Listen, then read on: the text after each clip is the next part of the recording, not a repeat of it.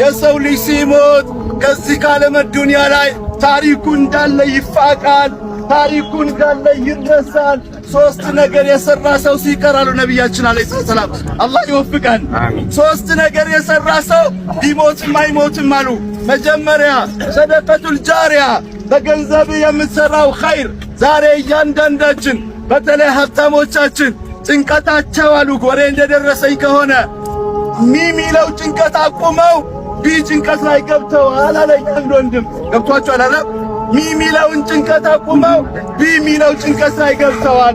ምንድነው ምንድነው ሚሊየን የሚባለው ቆጠሩት 100 ሚሊዮን 200 ሚሊዮን ካሰሩ ቢላ ሰሩ خلاص ሚሊየን የሚባለው ነገር ኖሩበት። አሁን ምን ያስጨንቃቸዋል? ቢሊየን ለመግባት ማንም ቢራብ ማንም ቢጠማ ማንም ቢቸገር ኑሮ ቢወደድ በላ ዩባሊ አያስጨንቀውም። የገበያውን ዕቃ እንዳለ ጠቅልሎ መጋዘኑ ከሰብ በኋላ እዛ ሸቀጥ ላይ 100 ብር 200 ብር ደምሮ ይመጣል። ምን ነው ስትለው ምን ይላል? ሙቺ ተወደዳል፣ ገበያ ይደበላል። ምንድነው ጭንቀቱ? ገንዘብ መደመር፣ ገንዘብ ላይ ገንዘብ መጫን። ሱብሃንአላህ ይሄ ሊሆን አይገባውም። በገንዘብህ መስጂድ ስራ፣ መድረሳ ስራ፣ ውሃ አስቆፍር፣ መንገድ ስራ፣ ሐኪም ቤት ስራ፣ የተቸገሩ ህፃናት እርዳ።